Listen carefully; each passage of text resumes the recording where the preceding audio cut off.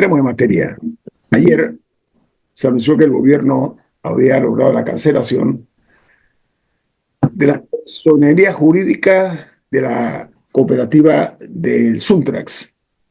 Está una cooperativa de servicios múltiples, Suntrax, RL, así es como se llama, por utilizar estructuras legales para el supuesto enriquecimiento personal y promover el caos en el país.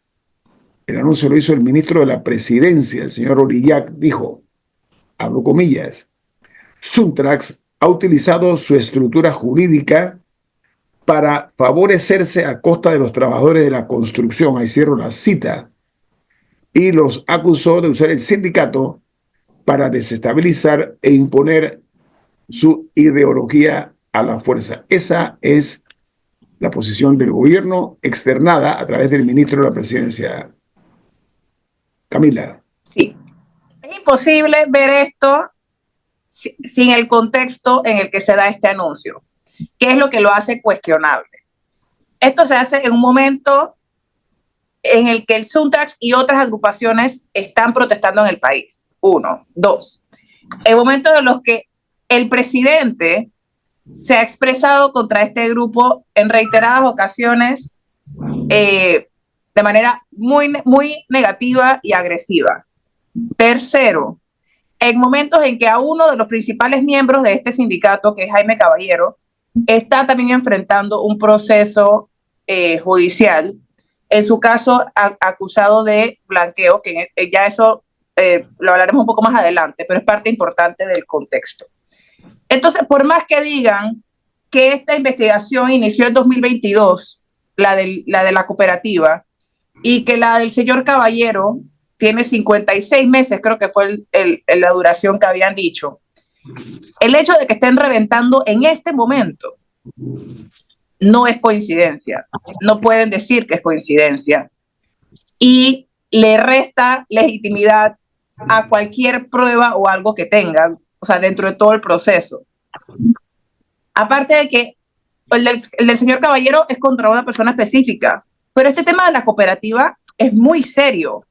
O sea, tiene implicaciones para los 2,000 y tantas personas que tienen ahorros o préstamos o lo que sea, seguro, a través de esta cooperativa. Entonces, que alegremente lleguen y hagan este anuncio, estoy segura que tienen muchas familias preocupadas en este momento. Así que sí quería dejar sentada un poco mi preocupación por la manera como lo están llevando las cosas. Adelante, Eduardo. Sí, yo coincido con Camila. El proceso que te dicen que es desde 2023 y que entiendo la cooperativa tiene hasta un interventor, para usar un término en otros lugares es como una especie de administrador judicial, es decir, la cooperativa está intervenida desde 2023. Para usar la misma palabra de Camila, que reviente ahora es demasiada coincidencia, y la pongo entre comillas, porque ocurre en el momento en el que el Suntrax se está agitando en la calle. En el momento en que el Banco Nacional le cierra las cuentas al Suntrax, que se las abrió después de que la Caja de Ahorros se las había cerrado, pero el Banco Nacional cierra las cuentas del Suntrax. Y PACOP ya estaba intervenida, PACOP ya había intervenido la cooperativa, sin embargo es hasta ahora que lo dan, y que hablaremos más adelante, coincide con el tema del proceso que también se le lleva a Jaime Caballero, que llevó además ayer un allanamiento a las oficinas del Suntrax en San Miguelito. Es decir, es evidente, y no me gusta que se use la justicia para esto y otras instituciones, pero es evidente que hay un cerco alrededor del Suntrax. Si el presidente no hubiese dicho nada del Suntrax, porque el presidente lo dice en sus conferencias de prensa, ha hablado directamente y menciona directamente al Suntrax y lo responsabiliza. Y coincidentalmente instituciones que deben estar apartadas o funcionar de manera independiente del Ejecutivo, como IPACOP, que se espera que sea una institución muy técnica. IPACOP, para los que no lo tienen claro, es una especie de la superintendencia de bancos a los bancos. Aquí lo hace IPACOP a las cooperativas. Y hay otras actividades financieras que en Panamá tienen fuerte regulación. Las financieras, las que prestan plata, a diferencia de las cooperativas y de los bancos, en las financieras nadie ahorra, sino que la financiera solo presta plata y el dueño de la financiera es el que arriesga su dinero. Las casas de empeño, que al final hacen préstamos prendarios cobrando intereses por eso, pero en la casa de empeños nadie ahorra, así que tampoco es igual que un banco a pesar de que hace préstamos. Acá en las cooperativas sí hay un ahorro y hay ahorristas. Y cuando la cooperativa es intervenida, y PACOP en este caso, o como la superintendencia interviene un banco, es para proteger la plata de los que guardaron su plata allí. Más allá de la plata que prestaron, hay gente que dice, bueno, yo le pedí plata a ese banco, intervinieron el banco, ahora no les pago. No, pero el que tiene su plata guardada es el que está realmente en riesgo y por eso se interviene. Pero ocurre que pasa en el mismo momento. Yo espero que IPACOP siempre sea una institución muy técnica, como lo espero de la Superintendencia de Bancos y como lo espero de los bancos del Estado. Y ahora resulta que, a ver, si esto pasa en enero, yo no tengo nada que decir. En enero pasado el país estaba tranquilo, no había una convulsión, etcétera. Pero ahora mismo la hay, y además de que la hay, el propio presidente ha señalado directamente a Suntrax. Y ocurre esto. El presidente ha politizado, el caso. Por muy coincidencia que sea, es una infeliz coincidencia. Igual el caso de Caballero, que hablaremos más adelante. Cuando Suntrax dice que es un preso político, muy bien el análisis de Camila y de Eduardo, pero voy a agregarles algo, y es que hay mucho temor de que en Panamá la judicatura se politice. Es el punto número uno. Pierde su esencia y su credibilidad, por una parte. Por la otra, estamos en un país en combustión, hombre. Hay que entender eso. La gente que hoy vive en nuestro país en estos tiempos ya no es como antes. La gente no se traga los cuentos tan fácil con las estrategias que son viejas, son de vieja data, de la época de décadas atrás. Son de todas las épocas, desde que Panamá es república. Y antes también, probablemente. Lo que pasa es que las chambonadas a veces resurgen ante la luz del sol con un brillo como si fueran de oro, ¿no? Y me explico. Los tiempos. En inglés dicen timing, ¿no? El timing es inapropiado, es injusto, es ilógico, porque precisamente en esta hora, en este momento, y esto es un elemento básico, qué casualidad que surge este escándalo. Así piensa, y si todos se lo han dicho a los gobernantes, se lo vamos a decir aquí nosotros. El panameño no es, permiso, el panameño no es ni menso ni manso, ninguna de las dos. Hace mucho tiempo cambiamos la época esa, y hay que entender que ante una crisis, yo entiendo las estrategias que se monten. Yo no estoy hablando si es o no es motivación o que es la casualidad trágica, la coincidencia sospechosa. Ok, entonces, hombre, este es un país de gente que piensa, y este país no es como antes. Yo lo digo para bien, hemos vivido muchas cosas. Entonces, el llamado de atención es el siguiente. Esos polvos traen otros lodos.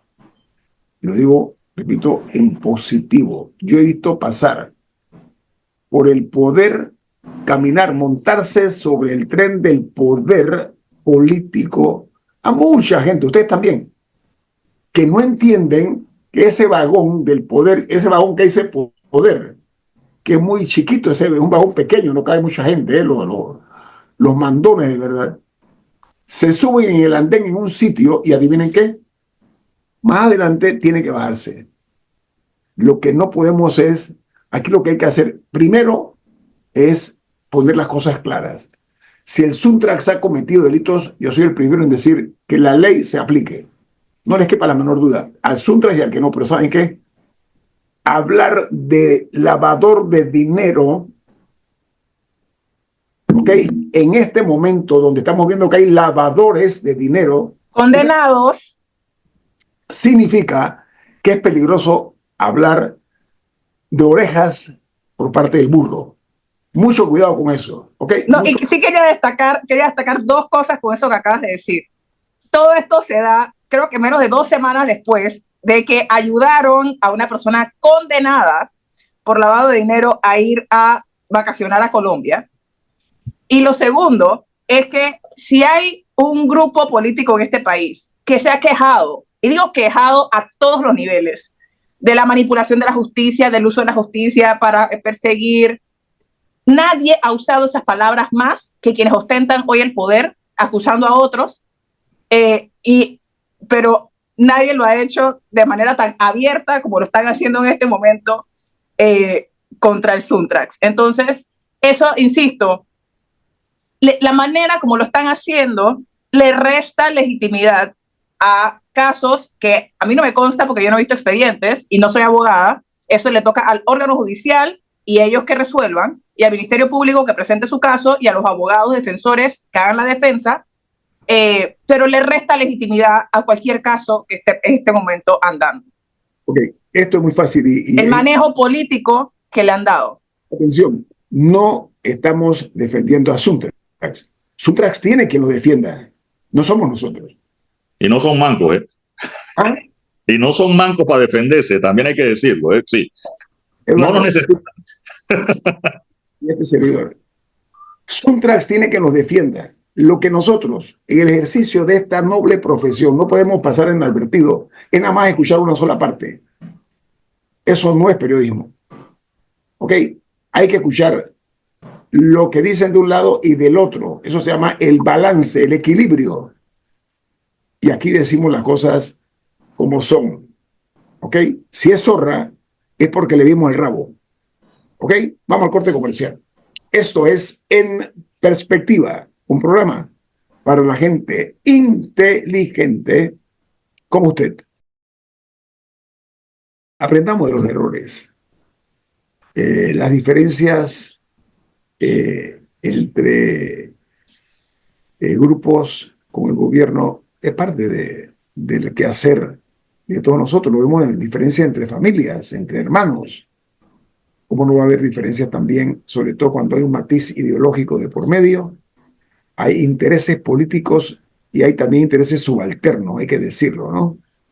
Pero la historia es sabia, Eduardo. Te hablaba de un evento que ocurrió una vez, ¿se acuerda? Que se ha tipificado a diversos grupos que protestan con diferentes matices. Usted hablaba de uno en particular. ¿Cuál era, don Eduardo, en el cambio? Sí, es un caso, ya lo encontré acá, en el año 2015, donde estudiantes del Instituto Nacional que fueron investigados por su participación en unos actos vandálicos, eso fue en julio de 2015, y allí parece que hubo una molotov o algún tema, sí, unas estudiantes resultaron con quemaduras, pero la Fiscalía de la Delincuencia Organizada formuló cargos terrorismo. Entonces, a ver, quizás si nos ponemos exquisitos, puros y duros en la interpretación de la norma, ayer se dio una situación en Darién, donde el avión de Air Panama no pudo despegar por una protesta estudiantil en la pista. Sí. Detuvieron el despegue de una aeronave. Atentar contra los medios de comunicación y transporte es terrorismo. Pasó una vez en un avión de copa. Un novio de una aeromoza, el muchacho estaba celoso y hizo unas amenazas adentro del avión en un tema meramente pasional. Pero si uno dice, si lo califica como terrorismo, cuando eso llegue al juzgado, ¿qué va a pasar? Entonces hay que tener cuidado en la calificación que se hace, porque al mismo tiempo, cuando venga la interpretación por parte del juez, viene el asunto. Aquí, antes de ayer, el señor, el señor Rodrigo Noriega daba una explicación muy prolija sobre el delito de blanqueo de capitales, haciendo una referencia justamente a lo que hablaremos ahora con el tema de Jaime Caballero del Suntrax. Entonces, pareciera, y digo pareciera para respetar las presunciones, de que hay un montón de irregularidades o figuras que parecen delictivas. Pero no sé si blanqueo de capitales es específicamente a lo que vamos. Entonces, a veces por apuntar, esto es justicia. Esto no es poesía de que apunta al cielo y por lo menos le llegas a una estrella. No. Acá no se puede disparar con escopeta para ver a cuál le pegas. Entonces yo sí creo que por allí hay varios temas que creo, cuando dices terrorismo, en un caso, o como dices blanqueo de capitales, cuando a lo mejor puede que sea captación ilegal de fondos, o explicaba Rodrigo Noriega ayer, un tema de apropiación indebida. Tú sabes, o sea, hay distintas figuras que pudieran responder, suponiendo que así fuera, ¿no? Sí, no, pero miren, pero ayer ocurrió algo, la forma como la gente protesta. En Darién, los moradores del área, sobre todo padres de familia y alumnos de una escuela que se llama Centro Educativo Marcos Medina Angulo, ellos cerraron la pista de Jaqué, la pista aérea, la cerraron, protestando por las condiciones que se encuentra ese centro o plantel escolar en Darién. Miren ustedes por dónde va la cosa, la forma de protesta que la gente está buscando. Debemos comenzar a escuchar. Escuchar es propio de la gente inteligente. ¿Ok? Entendamos que el país está en una situación convulsa. No podemos apagar fuegos con galones de gasolina al hombro. Eso no me parece prudente. Pero, estimados amigos, el país necesita paz y sosiego. Esto, el mensaje va para las dos partes, ¿eh? Para los que protestan, que están obligados a respetar los derechos de terceros, no tienen derecho también a protestar. Y el propio gobierno que tiene que comprender que es el derecho inalienable que tiene cada ciudadano a protestar por lo que no le gusta. Protestar, repito, civilizadamente. Eh, por ejemplo, ayer en Gunayala se ordenó el cierre de varias instituciones producto de las manifestaciones. En Gunayala, miren la gente donde está protestando. Me fui de Darién ahora a Gunayala. Dos áreas olvidadas por todos los gobiernos, todos, sin excepción. Estaban protestando por el tema de la Caja de Seguro Social, la ley 462. Y entonces lo que hizo fue que se ha anunciado la suspensión indefinida de todas las actividades que realizan las instituciones del Estado en esa zona, en esa área. Eso se hizo mediante una circular que se dirigió a los directores regionales, a los coordinadores y enlaces de la comarca por parte de la gobernadora de Gunayala, una dama, se llama Angelmira Correa. Ayer se dio de baja, por usar un término, ayer se cesó en sus funciones al gobernador de Bocas del Toro. Usted se dio cuenta, Eduardo, usted se dio cuenta, Camila y Eduardo, ¿no? Sí. Fue cesado de sus funciones. ¿Recuerdan? Que el gobernador de Bocas del Toro, que es un área, Bocas del Toro, dominada por un político de vieja trayectoria que domina casi gran parte de la provincia, político del partido PRD, se llama Benicio Robinson. Bueno, este gobernador dictó o anunció que iba a haber un toque de queda. Incluso eso salió en la Gaceta Oficial, en Veraguas, Chiriquí y Bocas del Toro. Bueno, este gobernador ha sido cesado en sus funciones como primera autoridad de la provincia. Recuerden que los gobernadores... Lo interesante es que fue de los tres, solamente él. Sí, por eso. Sí, porque fueron tres gobernadores que emitieron toque de queda y después tuvieron su rapapolvo público por parte de la ministra de gobierno, ¿no? Por eso dije, ¿no? Veragua, Chiriquí y Bocas del Toro. El único cesado en sus funciones es el gobernador de Bocas del Toro. Él es miembro, tengo entendido, él fue candidato a diputado, eso sí lo leí en un medio, fue candidato a diputado, creo que El gobernador, él, sí. ¿ah? El El gobernador. gobernador cesado, sí, entiendo que fue candidato. No sé si es diputado, pero sé que fue candidato. Lo leí en algún medio que fue candidato a diputado, creo que por RM, el partido RM. Lo que hay que conocer es cuáles son las razones y motivos que han llevado a hacerse de funciones solamente de este gobernador cuando fueron tres gobernadores. ¿Ok? Solamente uno, de tres, uno. 33% si lo vemos estadísticamente. Bueno,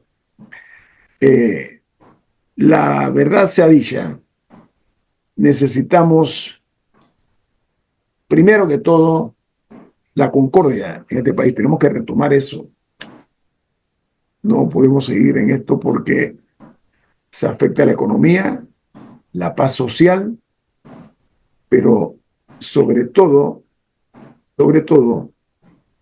esa tranquilidad que necesitamos todos.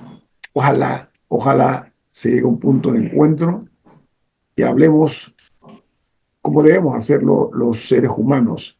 Pero algunas veces hasta los animales nos ganan en eso. Diga, Camila.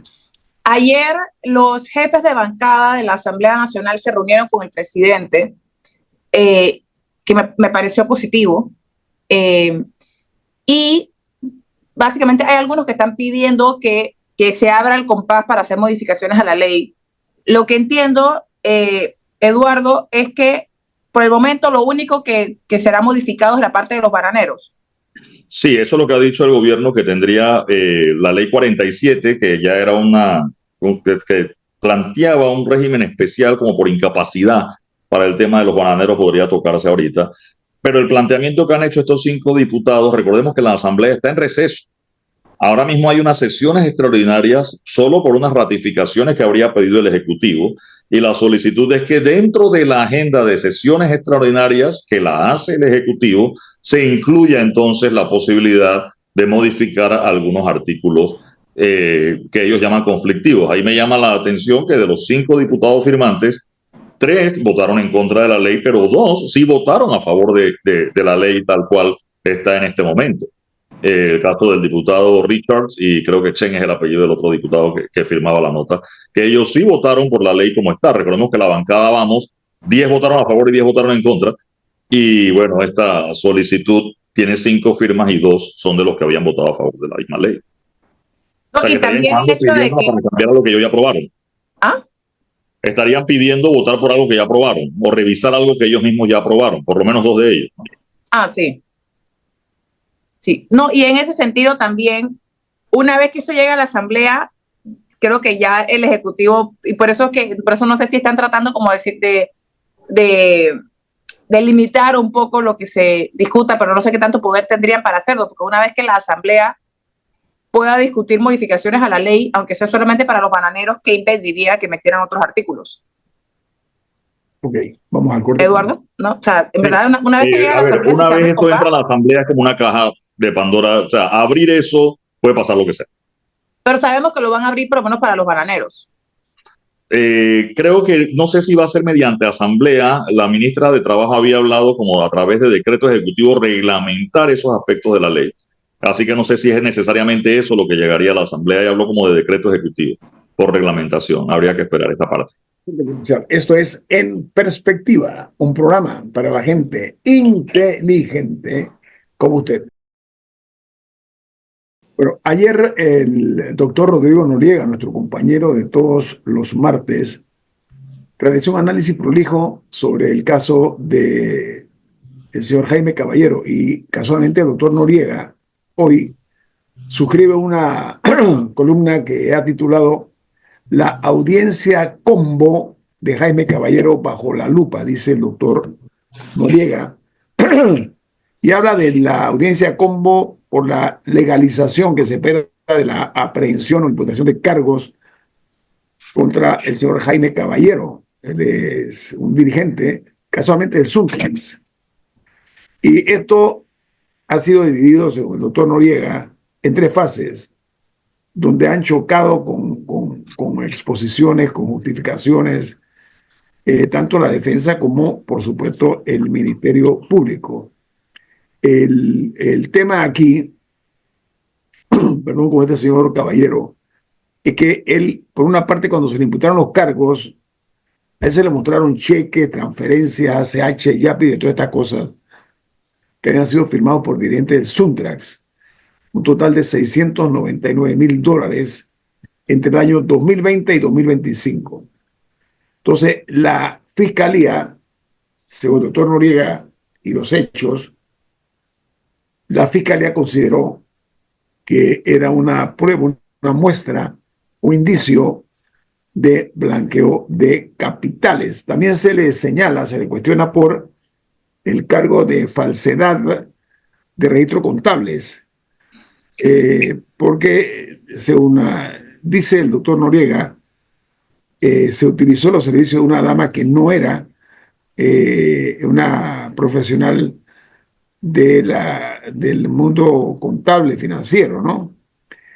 Entonces, estos 2 delitos se estipula que las penas oscilan entre los 11 y los 20 años. En caso de blanqueo, tiene que demostrar el señor Caballero que la forma como recibió esos fondos de este supuesto ilícito es precisamente dinero limpio, que no es dinero producto del blanqueo. Eduardo y Camila, se lo pongo a ustedes para sus opiniones.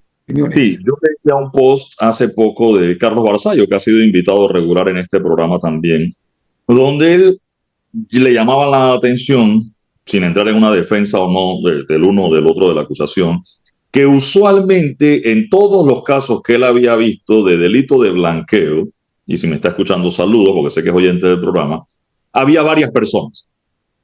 Es decir, o sea, es un poco difícil que esté blanqueando dinero una sola persona. O sea, el delito de blanqueo requiere como de varios actores para estar allí. Y acá llama la atención que el acusado es una sola persona. Eso es una situación distinta.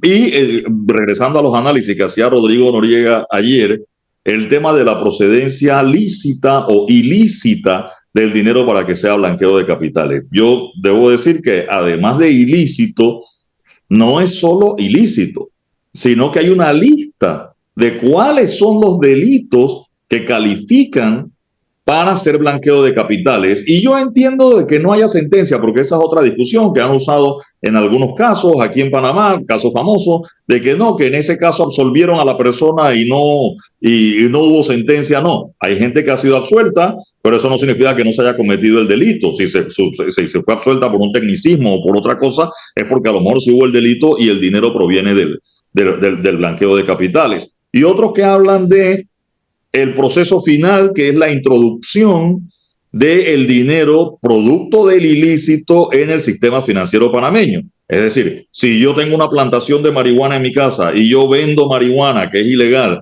y resulta que toda la plata la tengo debajo del colchón y no la he gastado, en teoría no hay blanqueo de capitales. O sea, tengo un montón de dinero, pero si no lo trato de introducir al sistema financiero, no sería blanqueo de capitales. A ver, son tecnicismos que se pudieran ver en cada uno de estos casos. Pero hay una lista de delitos. Y voy a poner un ejemplo. Si yo soy Casa Grande de lotería clandestina o tengo 100 buses pirata, probablemente esté manejando una gran cantidad de dinero en efectivo y ninguno de esos, ese dinero, no entra dentro de los delitos precedentes para el blanqueo de capitales. Para poner distintos ejemplos del delito de blanqueo de capitales y de las circunstancias que un abogado podrá explicar mejor que yo, pero muchos nos escuchan. Entonces, acá, si es la plata del Suntrax y se usó mal la plata del Suntrax, lo decía también Ernesto Cedeño en un post que publicaba, el Suntrax es el que tiene que quejarse y decir, oiga, un colaborador nuestro, un administrativo nuestro, un director nuestro, usó esta plata de mala manera. Eso se pero llama, el Suntrax no está quejado. Eduardo, eso es apropiación indebida, que es distinto al lavado, porque los dineros... Que también es otro delito, pero no es lavado. Por eso, supuestamente era dinero lícito, ¿ok? Respecto de lavado, el dinero tiene que ser sucio, ilícito. O sea, eso que tú estás diciendo, lo dijo aquí el doctor Rodrigo Noriega, pero a ver, aporto a lo que tú decías. El doctor Noriega, acucioso profesional del derecho, que leyó las 70 páginas, en el caso de Jaime Caballero, 70 páginas, que no sé cuántas personas, yo no lo he leído.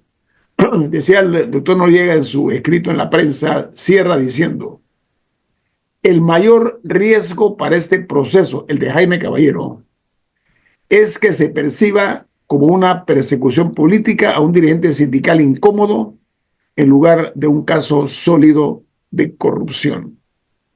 Eso es lo que dice el doctor Noriega, y lo dijo aquí en Omega Estéreo ayer, en otras palabras, pero el objetivo era al final ese día, Eduardo. No, y regresando al tema ahora de las coincidencias, pasa lo de Ipacot, pasa lo de Caballero en el mismo momento, resulta que, a ver, el juez tiene que calificar en base a lo que tiene, y si el delito es de blanqueo de capitales, riesgos de fuga, destrucción de evidencias, en peligro pone a la víctima, una serie de condiciones que hay para decretar la detención provisional. Si se cumplió, bueno, no tengo nada que decir, pero encima decretan detención provisional. ¿Por qué digo que encima? Porque ahora este señor va a La Joya, ya fue trasladado, ¿y qué ha dicho el Suntrax? Que tienen un preso político. Es decir, incluso para la estrategia política, si es que esta es una jugada política que vamos a pensar que no y ojalá no lo sea, también entra como una chambonada porque le estás dando un trofeo al Suntrax que ahora va a decir que tiene un preso político. Argumentos, Eduardo, les da argumentos. Le estás dando bala al enemigo. Pero bueno, vamos a ver esto en qué termina. Realmente yo hago un llamado a que procuremos que las aguas bajen, porque se puede tornar en un torrencial aguacero. Sobre todo estamos en el invierno, así que mucho cuidado. Digo para bien, el país necesita tranquilidad, necesitamos que el país sea llevado por un sendero de paz y tranquilidad. Ojalá así sea, además. Eduardo Niño, un gusto saludarlo. Igual, muchas gracias. Igualmente usted, Camila, que tenga buen día. A ustedes, amigos oyentes, nuestro sentido de agradecimiento por acompañarnos esta mañana.